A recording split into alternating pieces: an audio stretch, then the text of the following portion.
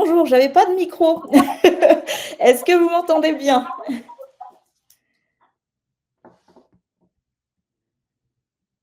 Bonjour, oui, impeccable. Alors, on a eu un petit souci de connexion, donc Alice est bien avec moi, elle est au téléphone. Bonjour à tous et à toutes. Est-ce que vous l'entendez bien?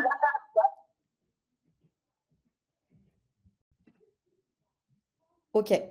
On va essayer comme ça et de toute façon, enfin voilà, on va tenter et puis vous me direz si vous entendez bien ou pas. Enfin, je regarderai le chat. Et bah, bienvenue à tous. Tac, tac, tac. Donc, je vais juste du coup. En attendant, du coup, est-ce que vous pouvez vous présenter un peu, nous dire qui vous êtes, qu'est-ce que vous faites, le temps que je vous mette les diapos dans le chat, comme ça je regarderai, ça nous permet de voir qui on a avec nous, c'est toujours plus sympa. Tac.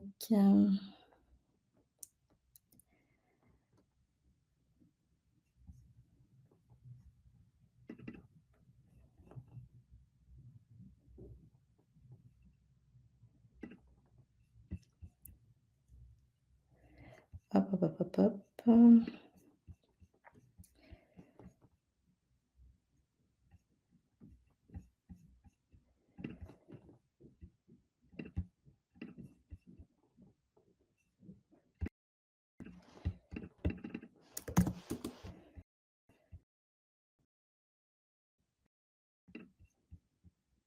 Alors, je vais regarder.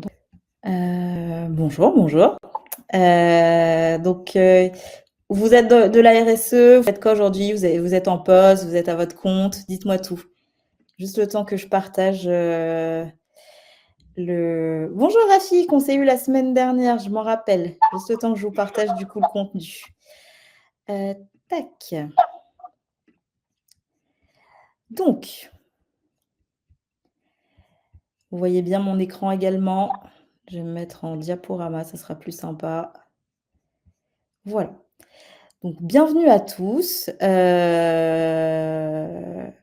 Ok, très bien Geoffrey. Bienvenue à ce webinaire Indigo. Donc, pour vous parler un peu de qui on est, donc on fait partie d'un campus qui s'appelle Maria Schools. Maria en référence à l'éducation Maria Montessori pour l'apprentissage via la pratique. Cette école, dans ce campus, pardon, il y a 3 écoles. Donc, on a Lyon, on a Maestro et on a Indigo, l'école aujourd'hui où on est, qui fait du coup dans la RSE. On est spécialisé dans la RSE. Aujourd'hui, donc, je suis avec Alice pour du coup échanger sur comment aujourd'hui vous allez valoriser les compétences dans le secteur de la RSE. On va parler aussi de verdir son métier. Quelques chiffres. En fait, aujourd'hui, la RSE, ça évolue pas mal. 67% des managers en développement durable estiment qu'il manque encore d'effectifs. On a aussi une hausse des postes, des nouveaux postes. Et on a 55% de chances en plus de pouvoir, des demandeurs d'emploi en fait, possédant des compétences vertes par rapport à la moyenne. Le bootcamp, concrètement, c'est sur 10 semaines, 107 heures de formation. On a un format hybride et rythmé. Donc, quand on dit hybride, pour vous expliquer rapidement, c'est 2 sessions en présentiel. Donc, la première demi-journée et la dernière demi-journée. Première pour bien vous embarquer, dernière pour votre présentation d'études de cas. Et le reste du temps, vous êtes en e-learning avec des sessions de live tous les mardis, jeudis, 18h, 21h pour vous exercer. Donc, l'objectif, c'est que ce soit concret, avec des cas réels, avec des intervenants qui sont du secteur, pour que ce soit le plus concret pour vous et que ce soit aussi collaboratif, bien évidemment. Donc, le programme, je le passe rapidement, mais voilà, vous voyez qu'on travaille étape par étape, semaine après semaine, on avance, on voit les différents scopes de la RSE, jusqu'à la présentation devant un jury. Les intervenants donc, que vous pouvez retrouver sur la brochure, c'est des professionnels du secteur. Enfin, on va avoir des grands groupes, Fleury Michon, Métro. On va avoir aussi des personnes qui sont à leur compte, qui sont consultants RSE. Voilà, donc différents profils pour animer tout ça. Et aussi, vous avez la possibilité de vous connecter sur Gaia Connect, qui est une plateforme où on met en relation des professionnels de la RSE, chez qui vous pouvez échanger, poser des questions. C'est un accompagnement, ça peut être un accompagnement carrière, ou tout simplement pour poser des questions, échanger avec des pairs. Donc voilà, vous avez aussi cet avantage-là. Donc c'est 4 mois, c'est 3 mois pendant la formation, plus 1 mois après la formation. Donc, je suis aujourd'hui avec Alice. J'ai fait assez vite. Alice, du coup, je te laisse prendre la main. Si tu peux déjà te présenter rapidement. Je ne sais pas si vous l'entendez bien. Ouais, alors déjà, est-ce qu'il faut que j'appuie sur démarrer le webinaire pour qu'on voit ma vidéo? Peut-être ça sera plus agréable. Je ne savais pas si je pense, oui. Ouais. Ok. Ça veut bien fonctionner. Bon. Donc, si vous m'entendez bien, bonjour à toutes et à tous. Je m'appelle Alice Cazès. J'ai fait la formation Indigo en ce début d'année, entre mars et mai de l'année 2025. Dans quel contexte? Eh bien, moi, j'ai passé 12-13 ans de ma vie professionnelle dans le secteur de l'économie sociale et solidaire. J'ai travaillé notamment dans des grandes associations, des grandes ONG et puis des toutes petites ONG, des toutes petites associations également. J'avais un rôle plutôt de levée de fonds, de gestion de projet, RAP, responsable communication, enfin vraiment très divers. Okay. Et mon dernier poste était au sein d'une petite coopérative d'investissement.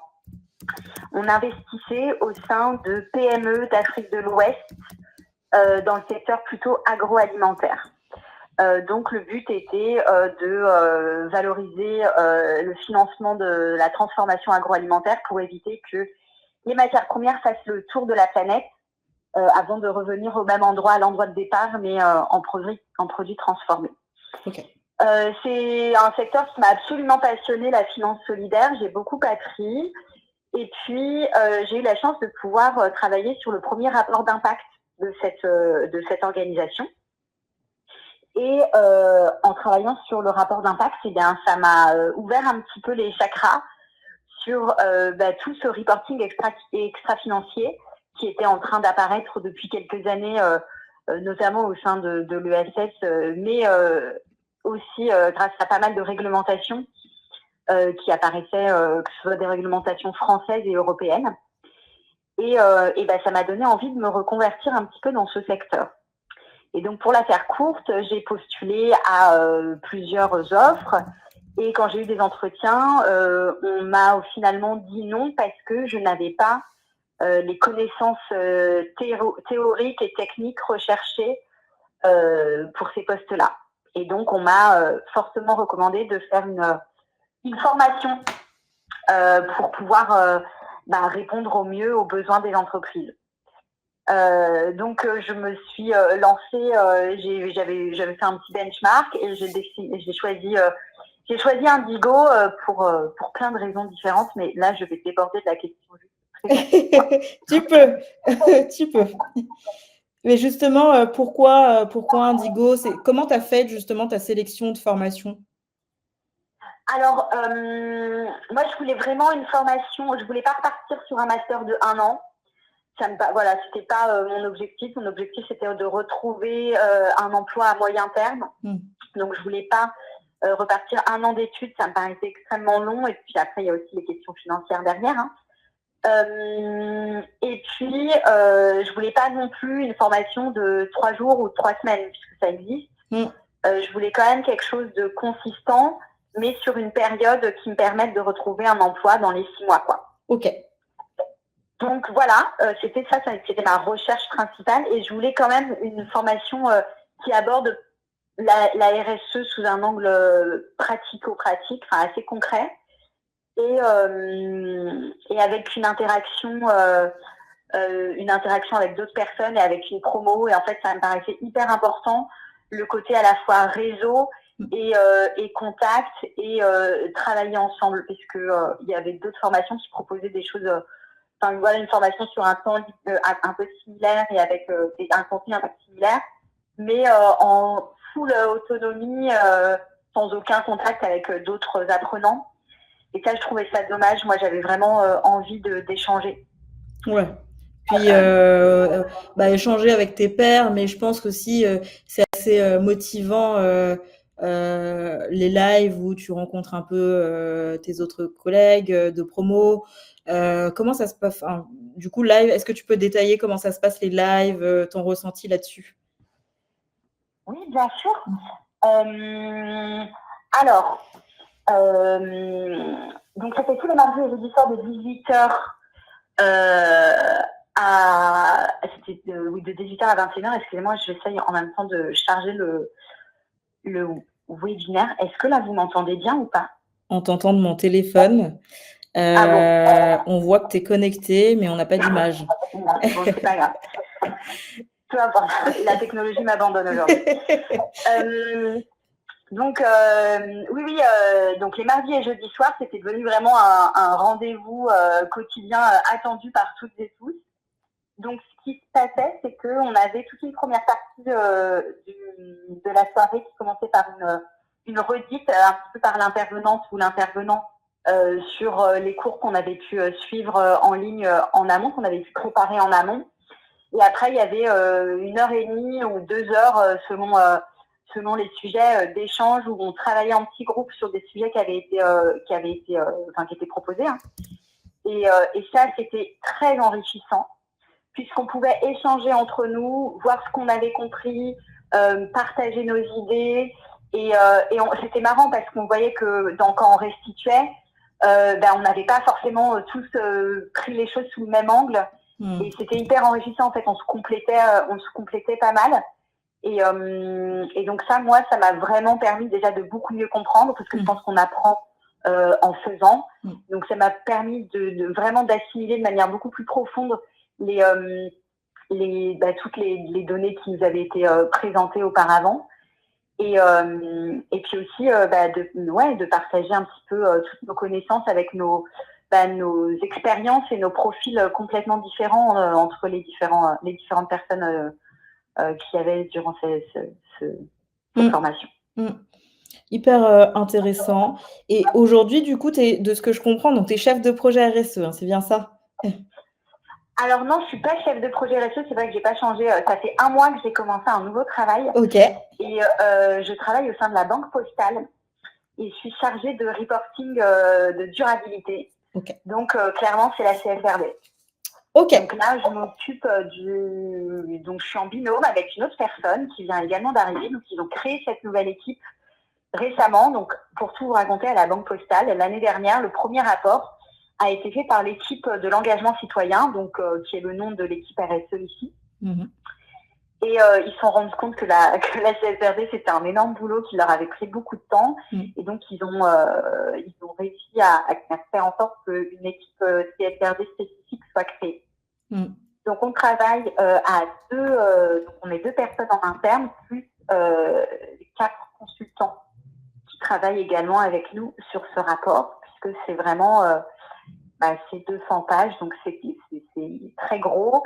Et on parle de chaîne de valeur et de parties prenantes dans les rapports CSRD. Et donc, la Banque Postale a quand même énormément de filiales. Donc, il faut réussir à faire remonter toutes ces informations-là. Donc, ça demande pas mal de travail d'analyse de données. Et c'est hyper intéressant. Je suis ravie. Trop bien. Trop bien, félicitations à toi, c'est tout récent, trop bien. N'hésitez pas d'ailleurs si vous avez des questions pour Alice à les poser dans le chat, moi je lui indiquerai les questions. Je vois qu'il y a Catherine qui nous dit: «Est-ce qu'il y a une dimension à l'international dans la formation?» J'ai pas très bien compris la question, dimension internationale, c'est-à-dire RSE à l'international? Si tu peux juste éclaircir ce point, Catherine. OK. Ça, en soi, pour moi, c'est vu avec des intervenants qui font partie du bootcamp de la formation. Est-ce que ça répond à ta question?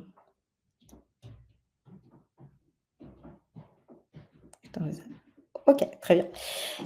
N'hésitez pas les autres d'ailleurs, si vous avez d'autres questions. Je pense qu'on a un peu fait le tour de ce que, du métier, de ce que tu as vu.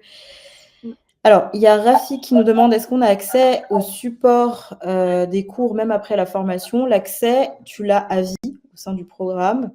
Tu peux te replonger dessus, revoir ce qui a été fait. Vos lives sont enregistrés en replay d'ailleurs, pour que tu puisses, si pour X ou Y raison, tu ne peux pas te connecter un mardi ou un jeudi, tu puisses le rattraper, mais aussi justement, demain, si tu as besoin de te replonger dessus après le bootcamp, de revoir tout ça. Donc Serge, je ne sais pas trop si c'est une question. Et moi, si je peux rajouter quelque chose, excuse-moi, Mélodie, je me permets. Je vous partage mon expérience, du coup, peut-être que ça va débloquer les questions. Oui. Moi, clairement, la formation, ça m'a permis de décrocher des entretiens et d'avoir une légitimité à postuler à ce genre de poste. J'ai clairement vu la différence à partir du moment où j'ai mis la formation sur mon CV, que j'étais beaucoup plus rappelée, que je passais beaucoup plus en entretien et que déjà moi, je me sentais beaucoup plus à l'aise pour parler de ces sujets RSE, de mes connaissances et de mon expérience sur ces sujets-là. Ça m'a vraiment, ça m'a vraiment apporté beaucoup à la fois de légitimité, d'assurance et d'entretien. Ça a vraiment été essentiel, je pense, pour trouver le poste dans lequel je suis aujourd'hui. Sinon, je ne pense pas que j'aurais été recrutée sur ce poste sans cette formation. Et d'ailleurs, histoire un petit peu cocasse, il y a 1 an et demi, j'avais postulé au sein de la Caisse des dépôts pour exactement le même poste, reporting reporting extra-financier à la Caisse des dépôts. La Caisse des dépôts qui est un actionnaire de la Banque Postale. Et j'avais été prise en entretien et je n'avais pas été prise parce que la personne avait décidé de choisir quelqu'un qui avait déjà une expérience dans un grand groupe sur ces sujets-là.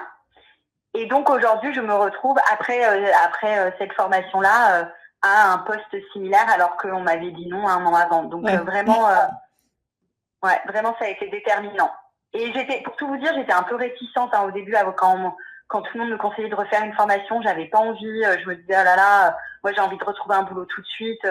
J'ai pas envie de passer par 3 mois de formation. Et en fait, je trouvais que ça a été un moment qui a été extrêmement enrichissant, qui m'a permis de rencontrer de nouvelles personnes, des personnes qui ont le même projet professionnel, qui ont les mêmes, la même façon de voir l'avenir. Et en plus, ça m'a permis de m'enrichir énormément et de trouver cet emploi-là. Donc, c'est vraiment à refaire 1000 fois. Ouais, puis le fait que tu parles aussi des autres apprenants de la promo que tu as rencontrés, ça aussi, on parle beaucoup de réseau en RSE. Oui. Ça aussi, ça constitue ton premier réseau. Donc, ça aussi, c'est super. Tu as aussi les intervenants que vous avez rencontrés lors des lives. Et oui, comme c'est une formation qui est certifiante, donc oui, ça fait poids également. Le fait de le mettre sur le CV, c'est pas juste un titre, mais ça a vraiment une valeur. Le titre d'ailleurs, c'est responsable RSE, je vous le montrerai tout à l'heure. Enfin voilà, ça fait vraiment, vous sortez de la formation avec toutes les armes, quoi. Et merci Alice d'avoir appuyé sur ce point-là. Non, mais c'est hyper important parce qu'en fait, c'est des sujets qui sont assez complexes et très nouveaux et qui sont très recherchés dans les entreprises. Il y a de plus en plus de jeunes diplômés qui ont eu des sujets RSE dans leurs études. Parce que nous, quand on a au moins 10 ans d'expérience, on n'avait pas eu, c'était pas du tout dans les cursus. Et donc, on se retrouve avec toute notre expérience et donc vraiment un aspect très intéressant pour les recruteurs, d'avoir à la fois de l'expérience, notamment en gestion de projet et en gestion des données. Et en plus, cette formation RSE, ça complète vraiment notre parcours. Et c'est vrai qu'on est face à des étudiants ou des jeunes qui ont toute cette connaissance RSE, mais qui n'ont pas forcément notre expérience. Et du coup, ça peut vraiment être différenciant de faire une formation sur ces sujets-là. Alors, j'ai une question de Catherine qui dit: «La formation est en distanciel». Alors, tu as 2 sessions en présentiel, donc le premier après-midi et le dernier après-midi. Ça, c'est pareil, si pour X ou Y raison, c'est trop compliqué de venir à Paris parce qu'on est dans le 2e arrondissement, la responsable pédagogique peut éventuellement ouvrir le créneau en e-learning. C'est moins sympa que quand tu es en présentiel, mais ça se tente. Je ne sais pas où est-ce que tu es située, Catherine, mais voilà. Séverine qui pose une question, donc je te laisserai répondre, Alice. C'est la formation théorique de la formation. Alors, la partie théorique de la formation, je pense que c'est ça, est-elle suffisante sur le terrain? Est-ce qu'elle est suffisante sur le terrain? Moi, je pense que ça dépend sur quel poste tu postules et sur voilà, enfin, ce que tu as déjà comme bagage. Franchement, pour des postes de responsable RSE, je vais te dire oui. Oui, parce que en fait, dans le e-learning, tu as énormément d'informations et tu as pas mal de liens pour pousser les sujets si tu le souhaites. Donc en fait, tu as énormément d'informations que tu peux toujours acquérir en plus. Après, il faut aussi dire ce qui est. Si tu veux faire du bilan carbone, on fait un exemple durant la session bilan carbone, on fait un exemple, voilà, on manipule un peu les données, mais on fait ça en 1h30. Je pense que si tu veux postuler sur des trucs qui sont à fond bilan carbone, qui sont réalisés de bilan carbone d'une entreprise, il faudra, enfin, ce que beaucoup préconisent, c'est de trouver une association ou une petite entreprise qui serait OK pour que tu fasses bénévolement leur bilan carbone pour pouvoir te faire la main et après pouvoir postuler avec plus de légitimité à ces postes-là. Donc oui, en termes théoriques, ça t'apporte tout ce qu'il te faut. Et peut-être que je rajouterais là-dessus, c'est ne pas hésiter aussi. Vous avez des intervenants qui viennent, vous avez un intervenant différent un mardi, un jeudi. N'hésitez pas aussi à les solliciter parce que eux, c'est les premiers qui baignent dans ce domaine-là, qui travaillent tous les jours sur ces sujets-là. N'hésitez vraiment pas à les solliciter. Donc, c'est aussi un autre réseau que vous allez vous constituer. Oui, et ils sont assez disponibles. Hein. Ils sont même plutôt très disponibles quand on leur écrit, pardon. Donc, il faut pas hésiter, ouais. Et en effet, on ne le dit jamais assez, mais il y a 80% des offres qui ne sortent pas, qui se font uniquement par le réseau. Donc, c'est vraiment, même si je sais que c'est pas toujours facile, c'est vraiment important de faire savoir qu'on fait cette formation, de faire savoir qu'on recherche un emploi et dans quoi est-ce qu'on recherche exactement pour pouvoir, pour que le réseau puisse faire son travail et vous ouvrir quelques portes. Totalement. Et pour répondre à ta question, Catherine, est-ce que tu peux trouver un poste en tant que responsable RSE? Oui, tu peux. Après, tu peux aussi te positionner en tant que consultant. Je ne sais pas ce que tu en penses, mais soit les apprenants ils se positionnent en tant que responsable RSE en poste ou peuvent être aussi en consultant. Parce que comme tu dis que tu pilotes une partie des missions en tant que directrice d'établissement, ça peut être une option aussi pour toi, pour répondre à la question. Ouais, je confirme. Il y a quand même. Je pense qu'on était moitié-moitié dans la promotion. On était 25 nous. On était moitié-moitié à avoir envie d'être consultant et l'autre moitié à avoir envie d'être en poste salarié. C'est quasiment toujours comme ça. Ouais, voilà. Du coup, on va avancer un tout petit peu. J'ai 5 conseils préconisés. Je vais te les lire, Alice, et tu me diras ce que tu en penses. Le premier, c'est capitaliser sur son expérience passée. Ne repartez pas de zéro. Tout à fait, essentiel. Ok. Essentiel parce qu'en fait, la formation RSE rajoute de la connaissance théorique à notre expérience, mais on arrive avec un bagage et en fait, il faut réussir à se rendre compte que toutes les compétences qu'on a développées, qu'on a acquises durant notre vie professionnelle peuvent être utilisées dans le cadre de la RSE. Ok. Donc, deuxième conseil, c'est travailler sa légitimité. Et oui. Très important. Et oui, c'est hyper hyper important et en effet faire la formation, moi ça m'a vraiment permis, c'est marrant, j'en ai parlé tout à l'heure, ça m'a vraiment permis de travailler ma légitimité, de me sentir à la fois moi légitime, mais que les autres aussi me reconnaissent comme légitime sur ces postes-là. Ouais, Donc puis avec pour ça, c'est vraiment la formation qui a été essentielle. Ouais, puis tu avais émis un point aussi, c'est participer à des événements, tu en parlais tout à l'heure, donc là c'est noté aussi. Donc oui, très très important. Je passe au troisième. Bien s'entourer. Ah, on revient sur le réseau. Ouais. Oui, bien s'entourer, évidemment. Donc le réseau est hyper important pour trouver un emploi, mais même au moment où on fait la formation, avoir des gens autour de nous qui nous soutiennent dans notre formation, dans notre projet de reconversion professionnelle, c'est important pour pouvoir avancer dans de bonnes conditions et pouvoir apprendre correctement et prendre le temps de faire cette formation parce que ça prend du temps quand même en personnel. Hein. C'est-à-dire qu'il y a les soirées de formation, mais il y a aussi tout le travail en amont pour préparer les sessions qui n'est pas négligeable. Oui, c'est vrai. Il y a cette partie-là aussi, l'e-learning. Quatrième conseil, c'est maîtriser des compétences transverses, être touche à tout. Oui, ça correspond beaucoup au poste de responsable RSE.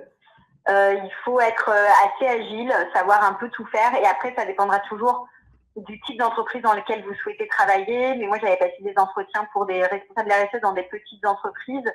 Et là, oui, clairement, ce qui était priorisé, c'était d'être débrouillard, de savoir un peu tout faire et justement, du coup, d'avoir tout son bagage de compétences passé avec nous pour pouvoir répondre au mieux aux exigences du métier. Et le dernier, c'est se former, bien sûr. Et oui. Et oui. Bah là, franchement, je ne peux que prêcher pour la paroisse de la formation. Encore une fois, j'étais pas convaincue au début de ma recherche d'emploi et aujourd'hui, avec tout ce que ça m'a apporté, je ne regrette rien et ça a été vraiment décisif. Trop bien. Puis tu as aussi cet accompagnement qui se fait par Émilie, par toute l'équipe. Vous êtes vraiment suivis. Vous êtes entre de bonnes mains, en tout cas, si vous désirez vous lancer au sein de la formation. Serge, j'ai vu ta question sur le rythme, donc je reviens tout à l'heure, mais juste pour finir, c'est que en général, on a tendance à croire que le métier a impact. Il y a que les métiers verts. En fait, non, vous avez les métiers classiques où on peut rajouter cet aspect impact, RSE. On a les métiers verdissants. Tout à l'heure, j'ai vu dans le chat une personne me dire qu'elle souhaitait verdir son métier. Et bien sûr, les métiers verts derrière. Donc, vous voyez, vous avez beaucoup de scope de possibilités qui vous offrent à vous avec cet apprentissage en RSE. Si je peux intervenir là-dessus, il y avait très rapidement, il y avait nous dans notre promotion, il y avait plusieurs personnes qui étaient en poste et qui étaient là justement pour acquérir de l'expérience, des connaissances en RSE pour pouvoir justement faire bouger un petit peu leur métier et agir en interne sans changer de poste, mais juste en apportant une dimension RSE à leur poste. Et sur des postes très différents, donc c'était hyper intéressant aussi. Ouais, on peut avoir des responsables achats, on a eu des responsables marketing, différents postes qui sont venus justement rajouter ce scope un peu plus impact, un peu RSE, comprendre et appliquer tout ça. Donc oui, ça se fait de plus en plus, effectivement. Sinon, si on peut, pour vous donner encore 2-3 infos sur le bootcamp, donc j'ai vu qu'il y avait une autre question. Serge avait posé la question. Oui, Geoffrey, effectivement, c'était toi l'aspect verdir le métier. Totalement. Donc, tu vois, donc c'est totalement possible. Là, tu as le programme. Tu peux booker un entretien avec moi. N'hésite pas, on peut en discuter un peu plus d'ailleurs là-dessus, sans souci. Donc, pour ce bootcamp est fait pour vous si vous souhaitez devenir responsable RSE, mais monter en compétences également, vous sentir légitime. Voilà.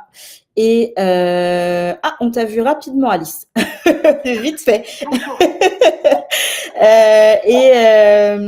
Et donc c'est un format. Donc hybride, ils appellent ça. Donc, vous avez une après-midi en présentiel dans nos locaux, dans le 2e arrondissement de Bourse, donc votre première journée, et la dernière journée qui se fait du coup aussi dans nos locaux.